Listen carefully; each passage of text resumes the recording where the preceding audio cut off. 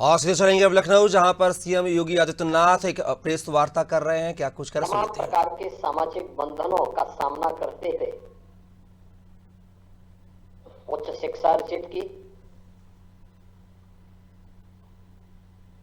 वित्त और अर्थव्यवस्था के क्षेत्र में, कानून के क्षेत्र में दुनिया की सर्वश्रेष्ठ डिग्री अर्जित की और फिर उसके माध्यम से उन्होंने भारत को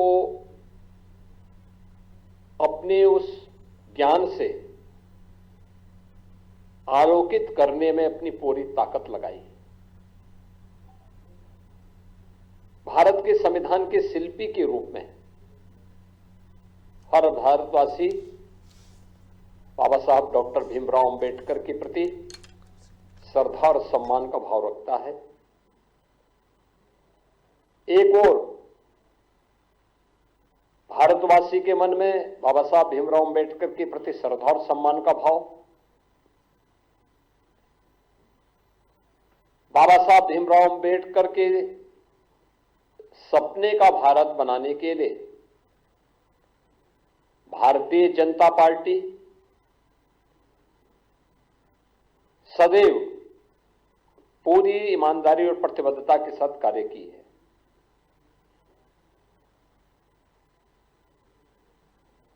सरदेव अटल बिहारी वाजपेयी जी का यह जन्म शताब्दी वर्ष है और कल उनके जन्म सदी का एक आयोजन भी पूरे देश के अंदर होने जा रहा है। अटल जी की सरकार रही हो या आदरणीय प्रधानमंत्री नरेंद्र मोदी जी के नेतृत्व में चलने वाली भारतीय जनता पार्टी की सरकार, सदैव बाबा साहब भीमराव अंबेडकर की भावनाओं के अनुरूप भारतीय जनता पार्टी ने बाबा साहब भीमराव अंबेडकर को सम्मान दिया, उन भावनाओं को प्रतिनिधित्व दिया और हर स्तर पर उनके प्रति श्रद्धा और सम्मान का भाव रखा।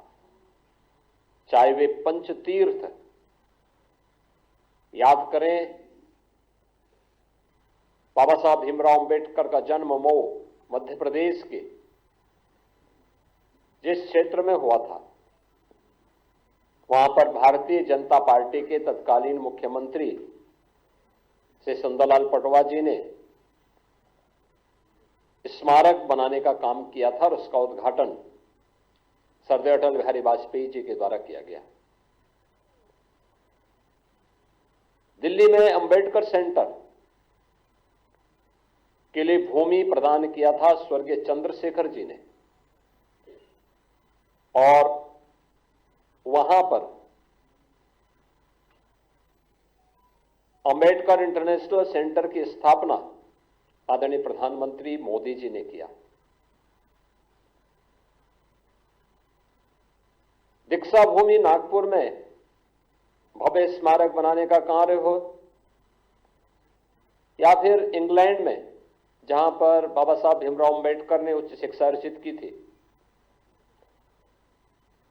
वहां पर बाबा साहब भीमराव अंबेडकर का भव्य स्मारक बनाने का कार्य हो या फिर मुंबई के चैत्य भूमि, ये पंचतीर्थ जो बाबा साहब भीमराव अंबेडकर से जुड़े हुए हैं, ये भारतीय जनता पार्टी ने बनाए हैं और बाबा साहब की स्मृति को जीवंत बनाए रख करके सदैव सदैव के लिए भारत के अंदर वंचितों और दलितों के लिए एक आशा की किरण के रूप में बाबा साहब भीमराव अंबेडकर को सम्मान दिया।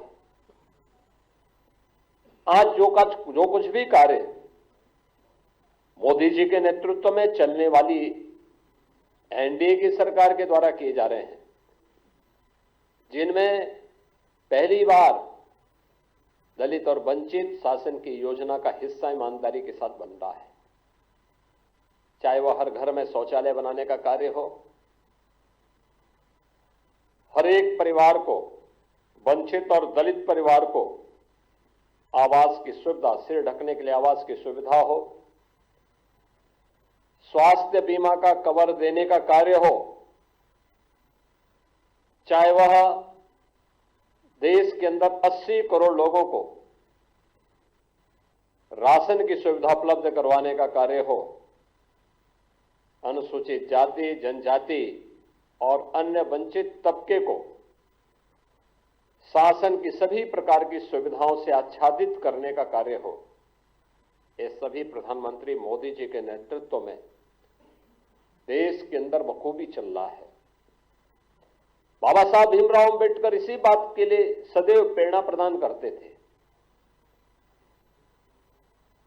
इसी प्रेरणा से प्रेरित होकर के भारतीय जनता पार्टी अपने इस अभियान को पूरी ईमानदारी और प्रतिबद्धता के साथ आगे बढ़ा रही है। एक और भारतीय जनता पार्टी उन मूल्यों, उन आदर्शों के प्रति समर्पित होकर के कार्य कर रही है, तो दूसरी तरफ कांग्रेस, जिसका इतिहास देश के अंदर भारत के दलितों और वंचितों का अपमान करना, जिसका इतिहास तुष्टीकरण के आधार पर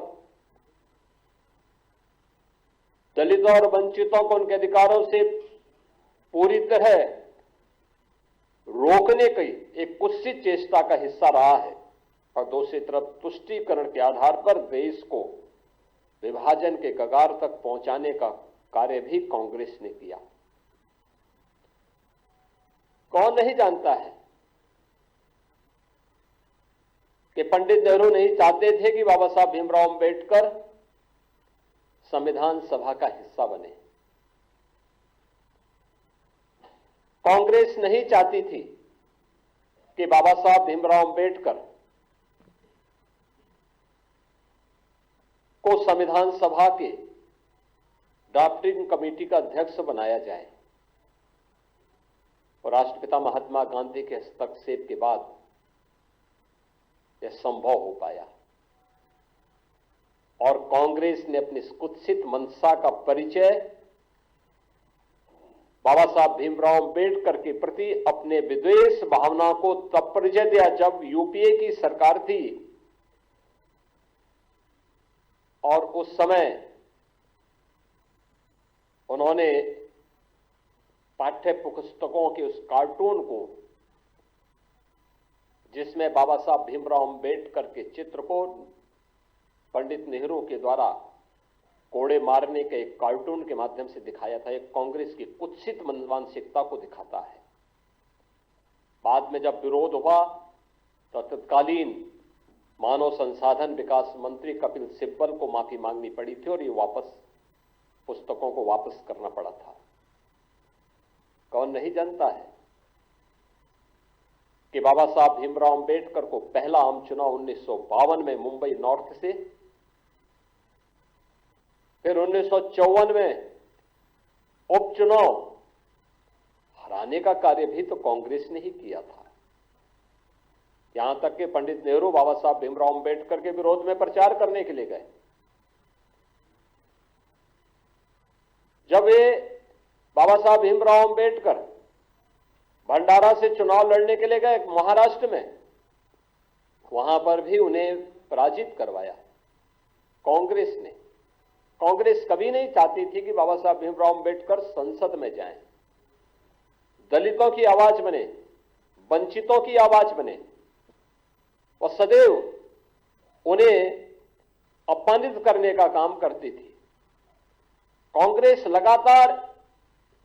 कांग्रेस की मंशा हमेशा ये रही, और कांग्रेस ने न केवल उन्हें हराया बल्कि उन्हें हराने के लिए बाबा साहब भीमराव अंबेडकर के जो अनन्य सहयोगी थे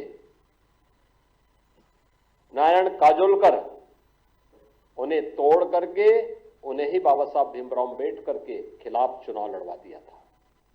और हम सब जानते हैं कि उन्हें चुनाव लड़ाने के परिणति क्या थी, बाबा साहब चुनाव हारे, और उन्हीं काजोलकर को कांग्रेस ने 1970 में पद्म पुरस्कार से भी सम्मानित किया। कांग्रेस ने बाबा साहब भीमराव अंबेडकर की महापरिनिर्वाण के बाद कहीं भी उनकी स्मारक नहीं बनने दिया। जो भारतीय जनता पार्टी ने स्वर्गीय अटल बिहारी वाजपेयी जी के समय और आज आदरणीय प्रधानमंत्री नरेंद्र मोदी जी के समय जो पंचतीर्थ बने हैं, ये भारतीय जनता पार्टी ने बनाए हैं, कांग्रेस ने नहीं। कांग्रेस ने कभी नहीं बनने दिया। बाबा साहब भीमराव अंबेडकर को कभी पद्म पुरस्कार तक नहीं लेने दिया। भारत रत्न भी बाबा साहब भीमराव अंबेडकर को तब मिला जिस सरकार में भारतीय जनता पार्टी सपोर्ट कर रही थी। कांग्रेस का इतिहास इसी से आप समझ सकते हैं। जो बाबा साहब भीमराव अंबेडकर ने अपने इस्तीफे के दौर के बाद कही थी, जब उन्हें अपने पद को छोड़ने के लिए मजबूर होना पड़ा था तो उन्होंने उस समय नेहरू सरकार पर आरोप लगाए थे। और ये परंपरा है कि कोई मंत्री अपने पद से इस्तीफा सदन के रहते हुए दे रहा है तो उसे सदन में बोलने का अवसर दिया जाता है। बाबा साहब भीमराव अंबेडकर को नहीं बोलने दिया सदन में, अपमान यहां पे भी किया गया। उनके इस्तीफे को उजागर नहीं होने दिया गया। अपने इस्तीफे में बाबा साहब अंबेडकर इस बात को कहते हैं कि कांग्रेस वंचितों और दलितों की चिंता नहीं है, पंडित नेहरू को दलितों और वंचितों की चिंता नहीं है, इन्हें मुसलमानों की चिंता है। ये वंचितों और दलितों से ज्यादा महत्व उन्हें देते हैं और मैं वंचित और दलितों की आवाज बनना चाहता हूं। मैंने वित्त और अर्थशास्त्र विषय से उच्च डिग्री हासिल की है। मुझे किसी संसदीय समिति में तक नहीं रखा गया है। ये पीड़ा उनकी थी जो वंचितों और दलितों के लिए जिस आंदोलन को उन्होंने आगे बढ़ाया था, देश के अंदर जिस सामाजिक समता के निर्माण के लिए उन्होंने अपना पूरा जीवन होम किया था, उन्हें उससे वंचित करने का काम भी कांग्रेस किस रूप में कर रही थी कि बाबा साहब अंबेडकर की पीड़ा उनके इस्तीफे के माध्यम से देखने को मिलती है। और याद करिए, जब कांग्रेस नेतृत्व की ही सरकार केंद्र में थी, तब उस समय कांग्रेस यूपीए सरकार के प्रधानमंत्री भी इस बात को कहते हैं कि देश के संसाधनों पर पहला अधिकार मुसलमानों का है, या वंचितों और दलितों का नहीं है। यानी देश को कैसे लोग आपसी बंटवारे का कार्य कर रहे हैं, ये किसी से छुपा हुआ नहीं है। और जो बाबा साहब भीमराव अंबेडकर देश के दलितों और वंचितों को अपमान करने का जो एक काला अध्याय कांग्रेस का रहा है, कमोवेश वही परिपाटी समाजवादी पार्टी ने भी अपनाई है। याद करिए, समाजवादी पार्टी की सरकार के समय 2012 में जब सरकार बनी थी, तब तत्कालीन मुख्यमंत्री ने कहा था कि सामाजिक न्याय से जुड़े हुए जो स्मारक हैं लखनऊ में बने हुए, सबको तोड़वा देंगे। यानी उन्हें सामाजिक न्याय के इन पुरोधाओं के स्मारक उन्हें अच्छे नहीं लग रहे थे, और उन्होंने अपने समय में किया भी। कन्नौज के बाबा साहब अंबेडकर के नाम पर बने हुए मेडिकल कॉलेज का नामकरण हटा दिया, उसे बाबा साहब भीमराव अंबेडकर का नाम हटा दिया। लखनऊ में भाषा विद्यालय मान्यवर कांसी राम जी के नाम पर स्थापित था। वे सामाजिक न्याय की जिस लड़ाई को लड़े थे, समाजवादी पार्टी ने नाम हटा दिया। सहारनपुर मेडिकल कॉलेज का नाम हटा दिया, तमाम जनपदों से नाम हटा दिए गए। ये चीजें दिखाती हैं कि ये लोग किस रूप में समाज को विभाजित करने के लिए राजनीति करना चाहते हैं। आदरणीय गृह मंत्री जी के बयान को आधा अधूरा आधा अधूरा मीडिया के सामने प्रस्तुत करके उसके नाम पर किस प्रकार से अपनी राजनीतिक रोटियां इनके द्वारा सेकी जा रही है, किस तरीके से समाज को गुमराह करने का कार्य किया जा रहा है। अपने किए हुए पर पर्दा डालने के लिए इनके द्वारा लगातार इस शरारत की जा रही है। इन लोगों ने अपने कालखंड के दौरान, अपने कार्यकाल के दौरान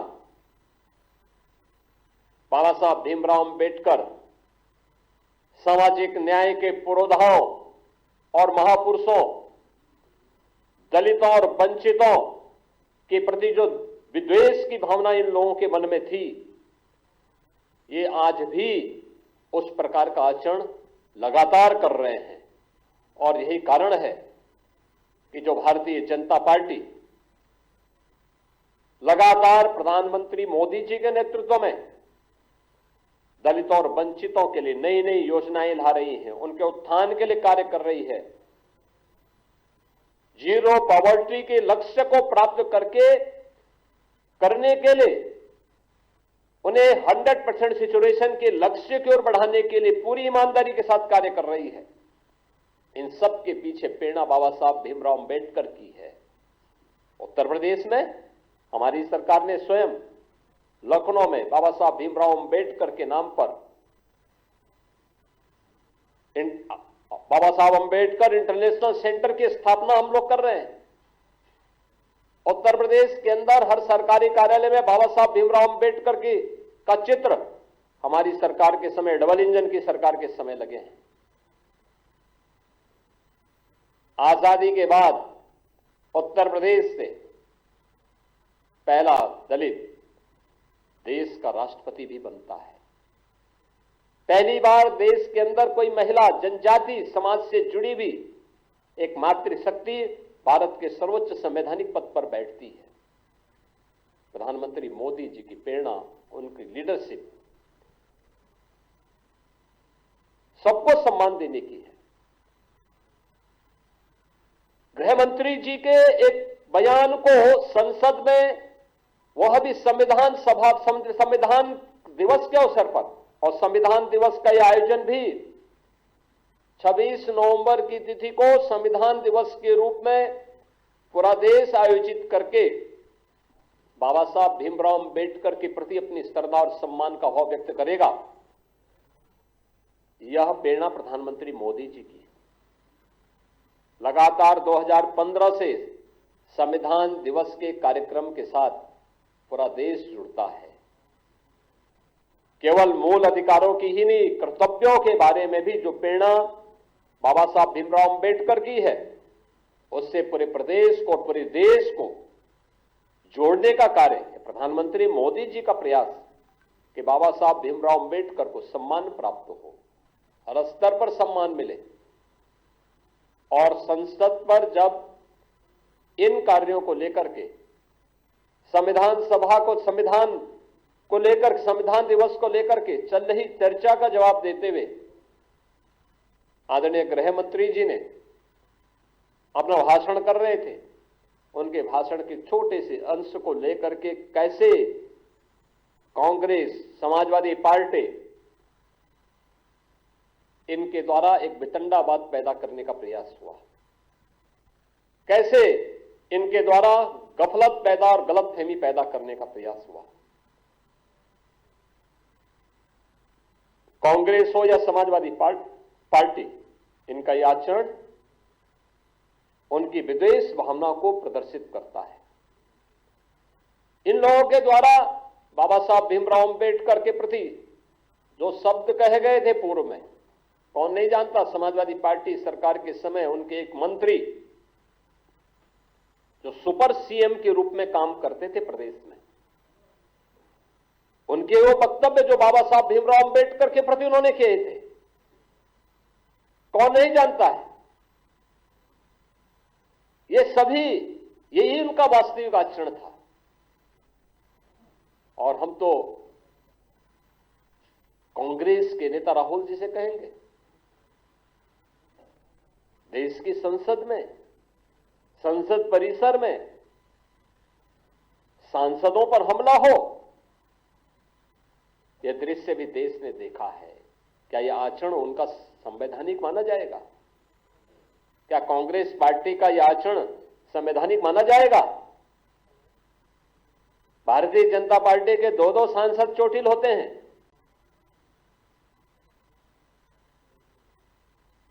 एक बुजुर्ग सांसद, पूर्व केंद्रीय मंत्री चोटिल होते हैं, उन्हें गिराया जाता है। यानी अपने सारे कृत्यों को, मारपीट के कृत्यों को, बुजुर्गों को धक्का देने की कृत्यों को ये संवैधानिक बनाने का प्रयास करते हैं। देश की संसद में जब अनुसूचित जाति जनजाति के हितों के लिए या महिलाओं के कल्याण के लिए आने वाले बिल को जब से राहुल गांधी के द्वारा फाड़े जाते हैं, क्या यह आचरण संवैधानिक है? अपने इन असंवैधानिक कार्यों के लिए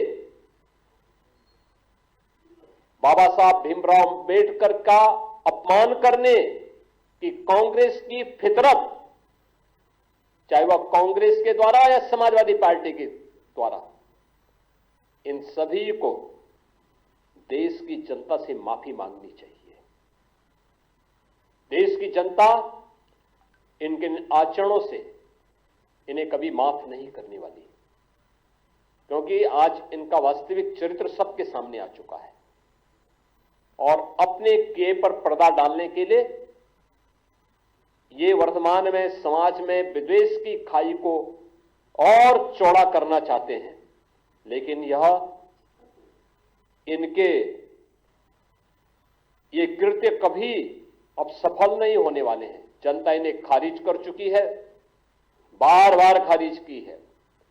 2014 में खारिज की, 2017 में खारिज की, 2019, 2022, 2024 और अभी हाल ही के चुनाव में भी खारिज की है, आगे भी खारिज करेगी। मुझे आप सबसे यह अपील करनी थी कि कांग्रेस और समाजवादी पार्टी के इन कृत्यों को आम जनता के सामने रखने की आवश्यकता है और आम जनता ही नहीं बल्कि पूरे देश से ये दल अपने कृत्यों के लिए माफी मांगे। धन्यवाद जी।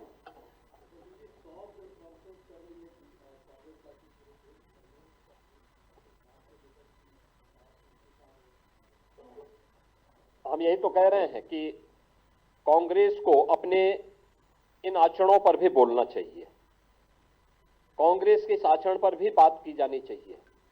आखिर बाबा साहब भीमराव अंबेडकर को भारत रत्न कांग्रेस के समय क्यों नहीं मिला? बाबा साहब भीमराव अंबेडकर को 1952 में, 1954 के उपचुनाव में और उसके बाद भंडारा के चुनाव में कांग्रेस पार्टी ने उनके खिलाफ चुनाव लड़वा करके, प्रचार करके और साजिश से उन्हें हराने की जो कुत्सित चेष्टा की, क्या इसके बारे में कांग्रेस बताएगी? बाबा साहब भीमराव अंबेडकर को उनकी योग्यता के विपरीत काम नहीं करने दिया गया। वित्त और उद्योग जैसे महत्वपूर्ण विभागों का दायित्व नहीं दिया गया। बाबा साहब भीमराव अंबेडकर को किसी महत्वपूर्ण संसदीय समिति का चेयरमैन नहीं बनाया गया। ये चीजें दिखाती हैं कि बाबा साहब भीमराव अंबेडकर के प्रति कितना विद्वेष का भाव कांग्रेस के मन में था। उनके सहयोगी को तोड़ करके उन्हें चुनाव हराया जाता है। कांग्रेस को इस पर स्पष्टीकरण देना चाहिए और देश की जनता से माफी मांगनी चाहिए। बाबा साहब भीमराव अंबेडकर का कोई भी स्मारक कांग्रेस ने अपने कालखंड में सर्वाधिक समय तक देश के अंदर, कांग्रेस की सरकार थी, भारत के संविधान के इस महानायक का, इस महान शिल्पी का स्मारक, चाहे उनकी जन्मभूमि में हो, चाहे उनके दिल्ली का जो सरकारी आवास था उसमें हो, उनकी दीक्षा भूमि नागपुर में हो, उनके चैत्य भूमि मुंबई हो, या उनकी उच्च शिक्षा की भूमि जहां पर उन्होंने अपनी डिग्री ली थी, उच्च शिक्षा की डिग्री इंग्लैंड में ली थी, वहां पर बाबा साहब भीमराव अंबेडकर को कोई स्मारक कांग्रेस ने क्यों नहीं बनाया?